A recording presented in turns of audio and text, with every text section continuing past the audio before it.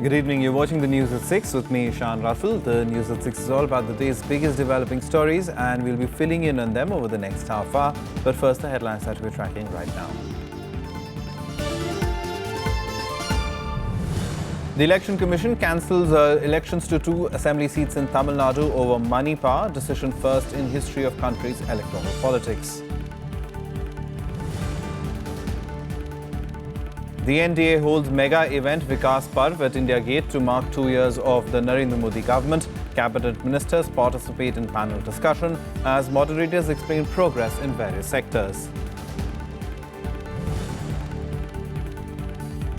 The Congress stares into the NDA's claims on development, releases booklet highlighting failures of the Modi government, says centre has failed on several fronts. US snub to Pakistan over India's bid for Nuclear Suppliers Group membership, says Islamabad must understand bid is not about an arms race.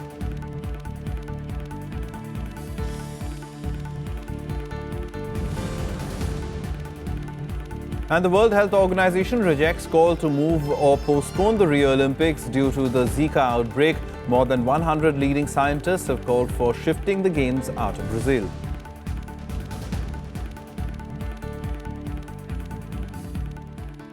Our top story this evening. For the first time in India's electoral history, the Election Commission has decided to revoke the notification to 2 assembly seats in Tamil Nadu. The Election Commission has decided to conduct polls on these 2 seats in due course of time. The decision has been taken following evidence of the use of money to influence voters. Earlier, the EC had on 2 occasions postponed polls in these 2 assembly constituencies following reports of large-scale distribution of money and gifts to voters by the candidates in political parties. Initially, the polls were postponed from the 16th of May to the 23rd of May. On the 21st of May, EC had again decided to postpone the polls till the 13th of June. Meanwhile, the DMK once again petitioned the Commission today to hold polling in the 2 constituencies before the 6th of June due to the Ramzan season and Rajya Sabha elections in Tamil Nadu.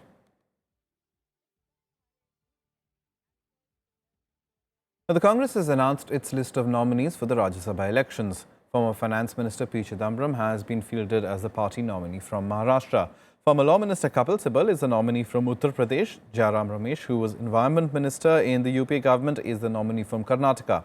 Other names include Oscar Fernandez from Karnataka, Congress General Secretary Ambika Soni from Punjab, Chaya Verma from Chhattisgarh, Vivek Tankha from Madhya Pradesh and Pradeep Tamta from Uttarakhand. Congress President Sonia Gandhi has had several rounds of meetings with senior leaders. Senior Congress leaders Ghulam Nabi Azad and other senior leaders have also met several times to decide on the names.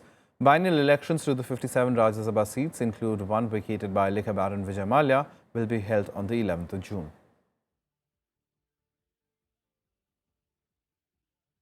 From Chhattisgarh, Srimati Chaya Verma, she is an OBC leader. From Karnataka, Shri Oscar Fernandez and Shri Jairam Ramesh. Third seat will be filled up in consultation with General Secretary in charge, PCC President and the Honorable Chief Minister. From Madhya Pradesh, Shri Vivek Tankha. From Maharashtra, Shri P. Chidambaram. From Punjab, Srimati Ambika Soni. From Uttar Pradesh, Shri Kapil Sibal. And from Uttarakhand, Shri Pradeep Tamta.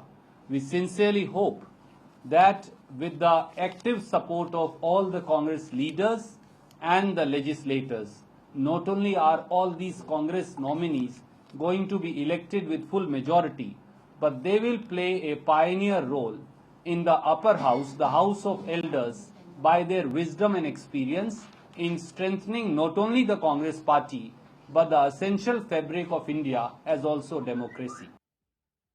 Now, the NDA's Vikas Parv, highlighting the 2 years of the Modi government, is underway in the India Gate in Delhi. The program is being hosted by Bollywood superstar Amitabh Bachchan. Top cabinet ministers are participating in panel discussions to explain various programs announced by the government and the progress made so far. In fact, the Modi government had been planning a major celebration to celebrate 2 years. Union ministers have gone out and have reached out to through mass contact programs, through press conferences, through media interviews and a host of other programs. In fact, the Parv is being held today on the 26th of May as the NDA government completes 2 years in power. Now, Congress Vice President Rahul Gandhi will lead a protest march in Delhi in about half an hour from now. The march the Mashal Julus is against the Aam Aadmi Party government in Delhi and the BJP government in the centre. Rahul Gandhi is raising the issue of power cuts and water shortages in Delhi. The march will begin from Rajghat and end at the Delhi Secretariat, that is the administrative headquarters of the government. The state unit of the Congress party held district-level meetings for 4 days from the 24th to the 27th of May over the power and water scenario.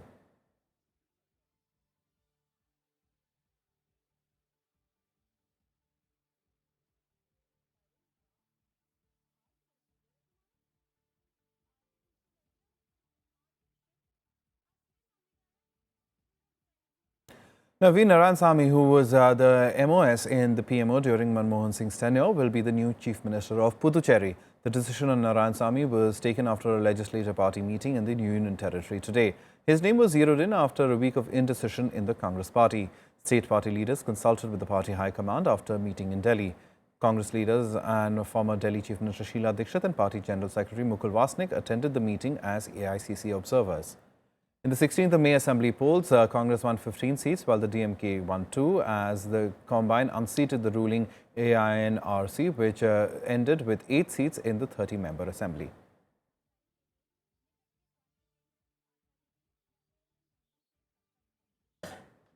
Now, Finance Minister Arun Jaitly will leave for Tokyo on Sunday evening for a 6-day visit to Japan. During his visit, there will be a number of significant meetings for boosting business synergy between the two countries. Jaitly's schedule includes a bilateral meeting with Prime Minister Shinzo Abe, followed by interactions with top Japanese CEOs. The minister would also attend the 22nd International Conference on the Future of Asia. The minister's visit is to expand the presence of Japanese companies in India and is aimed at developing long-term investments. He is also scheduled to meet the Indian organizations at the India Club in Osaka and address a Make in India investment promotion seminar. Business delegations from industry bodies FICCI and CII will also accompany Jaitly.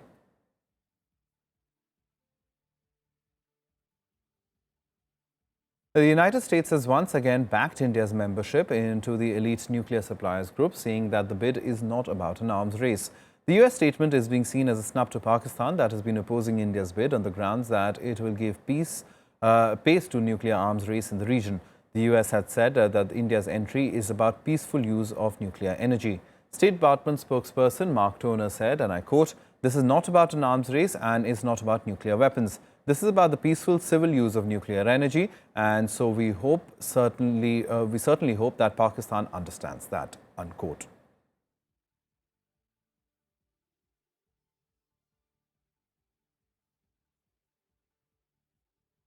According to a media report emerging today, Pakistan may not get the 8 F-16 fighter jets from the United States. The $700 million fighter jet deal seems to have failed following the financial row between the two countries.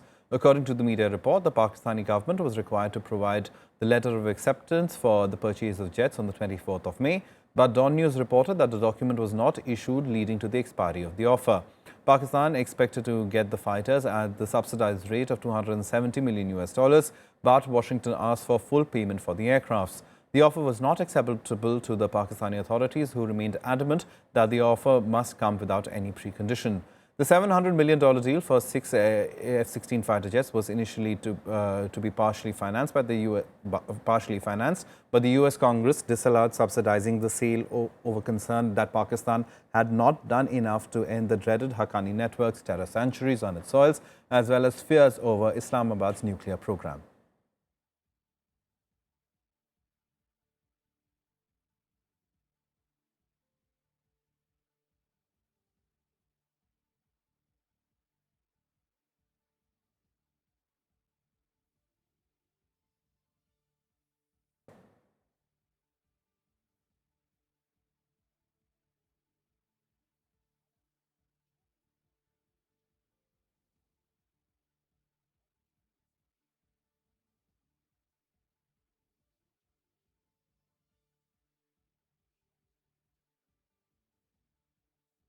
Now, the main opposition party, the Congress, has come down heavily on the NDA government on its second anniversary in power at the centre. Dismissing the government's claims of good performance on the economic front, the Congress also termed the Modi government's flagship scheme, Make in India, a non-starter. Punching holes in the claims made by the NDA government on completion of 2 years in power at the centre, The main opposition Congress termed the nation's mood somber and sullen regarding Modi government's performance so far.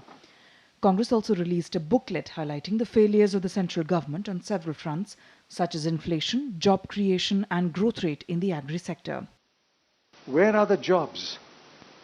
The most notable failure of the NDA government has been in job creation. The ferment in universities can be partly attributed to the bleak future faced by university graduates. Besides, there are millions of young people who will complete no more than 8 or 10 years of school education and will have no special skills. Where are the jobs for them? The party blamed the government for failing to anticipate the severe drought situation in several parts of the country and said it has adversely affected farmers. The main opposition party also termed NDA government's flagship scheme Make in India a non-starter. Make in India is at the present stage a non-starter. There is a study which shows that the bulk of the FDI inflows have come into the services sector and not into manufacturing. 893 projects were classified as stalled projects in March 2016. Former Finance Minister P. Chidambaram also questioned the government's claims on GDP numbers, saying there is a growing dichotomy between the GDP numbers and other economic indicators. The Congress also heaped praise on RBI Governor Rajya, who is facing unrelenting attack by BJP MP Subramaniam Swamy, asking whether the NDA deserves Rajan. Vishal Dahiya's report for Rajya Sabha TV. Meanwhile, the NDA government's Vikas Parv is on at India Gate. Let's cut across live to that. हम पहले जरा मिलवा दें अपने मेहमानों से। हमारे साथ चौधरी वीरेंद्र सिंह जी हैं जो कि ग्रामीण विकास मंत्री हैं, बहुत बहुत स्वागत है। हमारे साथ उमा भारती जी हैं, जल संसाधन मंत्री हैं, आपका बहुत बहुत स्वागत है। हमारे साथ नीरज जैन जी हैं, जाने माने समाज सेवी, और हमारे साथ टेम सुतला इमसोंग जुड़ी हैं जो कि एक सामाजिक कार्यकर्ता और बहुत काम कर रही हैं। सबसे पहले वीरेंद्र जी, क्या मानते हैं आप, खास तौर से स्वच्छता और शौचालयों का निर्माण और खास तौर से ग्रामीण जनता के लिए ये एक तोहफे से कम की बात नहीं है, और हम जानते हैं कि ग्रामीण इलाकों में बहुत बड़ी तादाद में आप लोगों ने शौचालयों का निर्माण करवाया है। प्रधानमंत्री जी ने देश को आह्वान किया कि हमें सफाई के लिए एक मुहिम चलानी है, उसका असर राष्ट्रव्यापी असर हुआ जी। और जैसे आपने कहा, हमने 95% जो हमारा टारगेट था उससे भी ज़्यादा बनाए हैं, शौचालय बनाए। और शौचालय बनाने से मैं ये नहीं मानता कि हम अपने जो मिशन है, जो हमारा उद्देश्य है, उसको पूरा कर लेंगे, बल्कि लोगों की मानसिकता वो ऐसी बने कि जिससे लगे कि हाँ, आज देश इस दिशा में जा रहा है कि हमारे को सफाई रखनी है। और सफाई के भी 3 पहलू हैं जी। एक तो मैं ये कहूँगा, शौचालय तो है ही है, गांव को साफ सुथरा रखना भी उतना ही आवश्यक है। और तीसरी बात ये कि हम ये महसूस करें कि ये अब हमारी ज़रूरत बन चुकी है। जब ज़रूरत बनती है, लोग उसको ग्रहण करते हैं उस बात को, और उस दिशा में फिर आगे बढ़ते हैं। तो यही एक बहुत बड़ी उपलब्धि है। और मैं ये मान के चलता हूँ कि आज सिक्किम राज्य तो पहले ही शौच मुक्त, बाहर जाने से शौच मुक्त हो चुका है, लेकिन इसके साथ साथ 4 राज्य और भी आज ऐसे हैं। अच्छा। हरियाणा है, पंजाब है, कर्नाटक है, गुजरात है, जो इसी तरफ बढ़ रहे हैं। पंजाब में 86% से ज़्यादा जो गांव हैं और हैं, उनमें स्वच्छता का जो हमारा अभियान है वो अपनी एक दिशा को ग्रहण कर चुका है। और मुझे लगता है कि आने वाले साल में हम कम से कम आधा दर्जन और राज्यों को शौच मुक्त करेंगे, बाहर जाने से जो ODF करेंगे। जी बिल्कुल। उमा जी हमारे साथ हैं। उमा जी, हम जानते हैं कि आपने बीड़ा उठा रखा है और सरकार ने बीड़ा उठा रखा, खासतौर से गंगा की सफाई अभियान को लेकर, और गंगा के साथ साथ तमाम दूसरी नदियों का किस तरह के नतीजे मिलने शुरू हो गए, किस तरह का काम, कितनी प्रगति पर चल रहा है, ये बताइए। गंगा का काम बहुत चुनौती से भरा हुआ है, क्योंकि लगभग 100 सालों से हमने जो भी इंडस्ट्रियलाइजेशन किया, जो भी अर्बनाइजेशन किया, जो भी सिविलाइजेशन की बसाहट हुई, उसने एक ही काम किया कि गंगा को उन्होंने गंदगी छोड़ने का एक रास्ता माना। अब वो 100 सालों की जो भूलें हैं उसका प्रायश्चित जो है उसको करने की कोशिश हुई 29 सालों में उस पे। Time for us to take a short break. Lots more on the other side. Do stay tuned.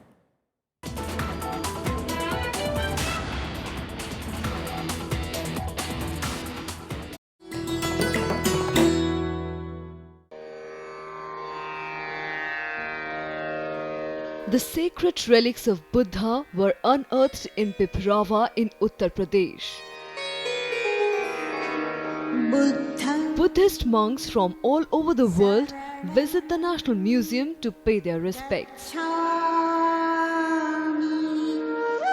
These charred bone fragments of Buddha are housed in the gold canopy gifted by the royal family of Thailand.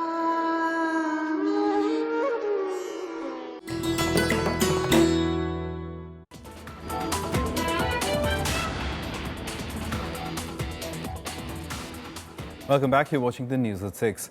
Now, there was ruckus in the Jammu and Kashmir Assembly today for the second consecutive day. The Assembly proceedings started today with Congress and National Conference leaders walking out while protesting against the lack of adequate relief for the victims of the 2014 floods.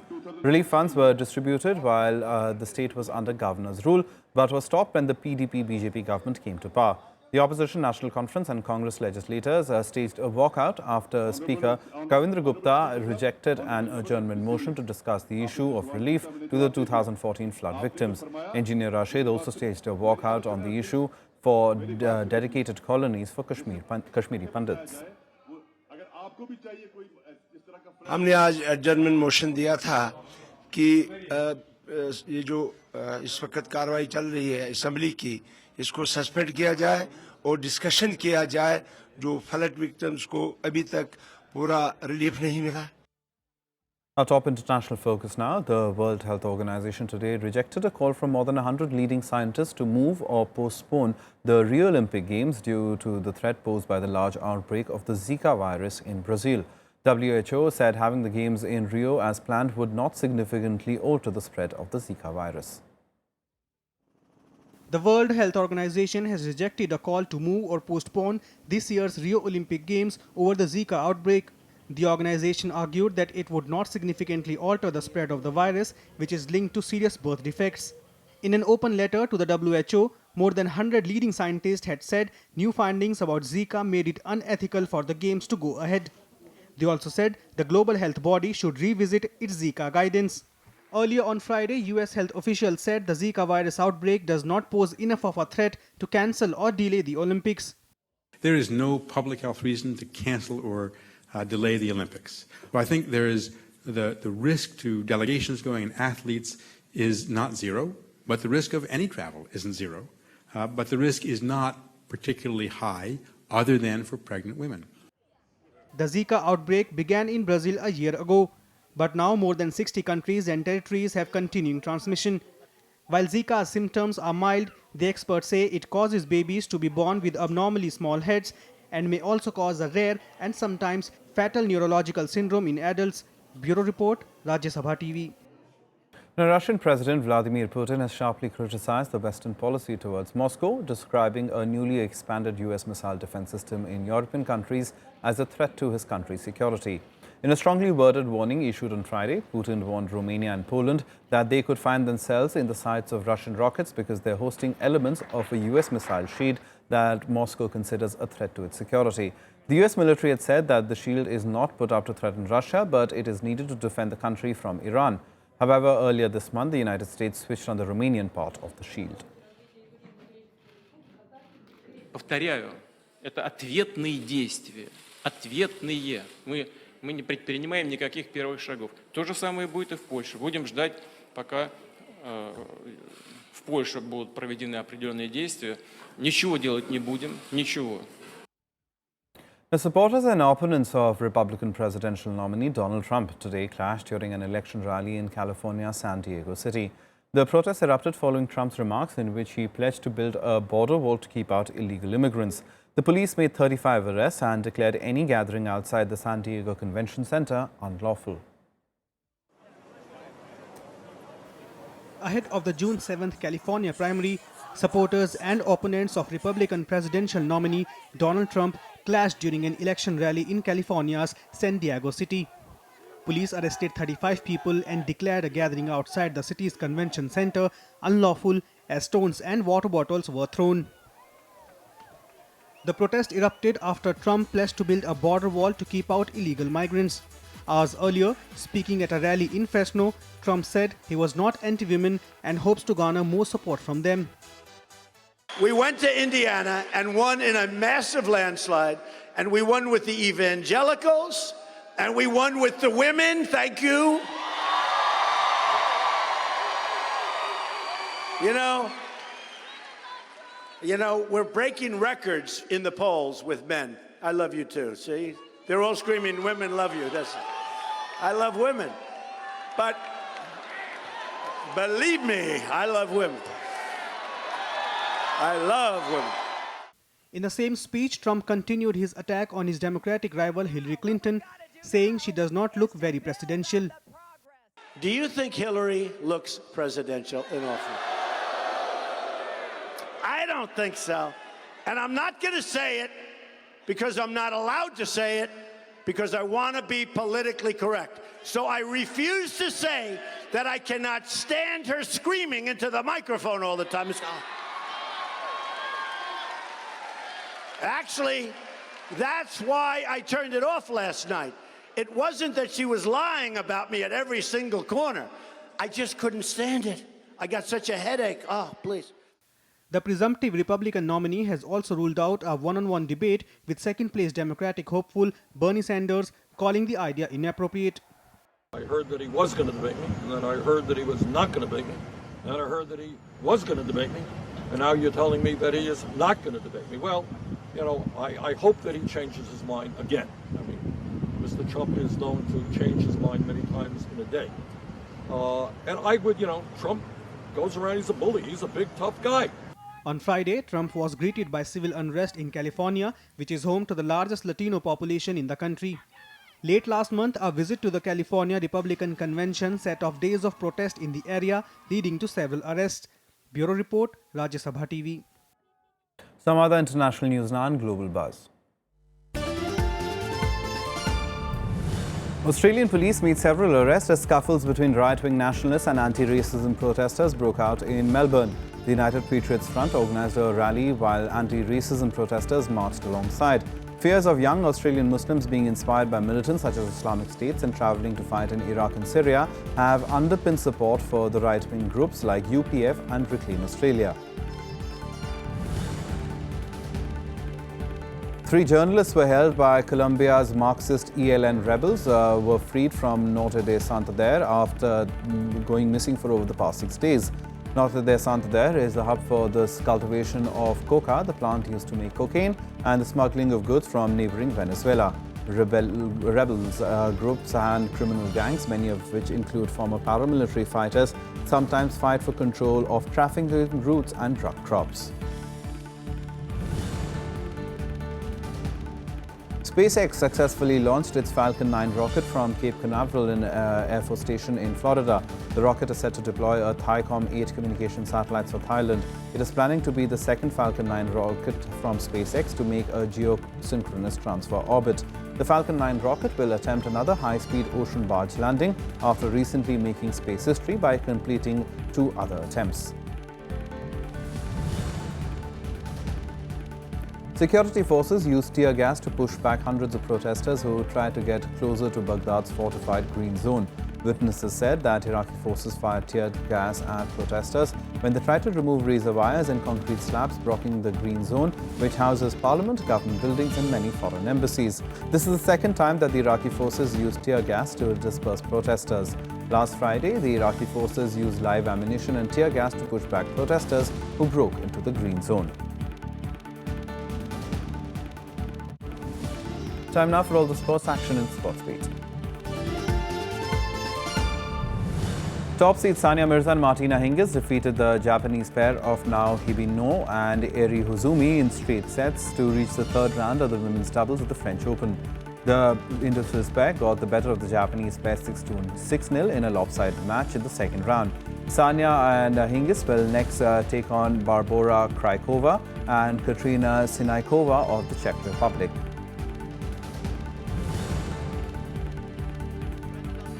British Olympic champion Mo Farah ran the third quickest time of his career to win the 10,000 metres at the Prefontaine Classic in Oregon. Farah, who will defend his titles in Rio, ran 26 minutes 53 seconds in his first track race since the 2015 World Championships. He's undefeated at 10,000 metres since the 2011 World Championships. Real Madrid will be aiming for a record-extending 11th European Cup and further torment their city rivals Atletico as they meet in the Champions League final at Milan's San Siro Stadium later today. The team took to the pitch for a final training session on the eve of the big match, a repeat of the 2014 final in Lisbon, which saw Real come from behind to win 4-1 after extra time. That's all from us. Goodbye.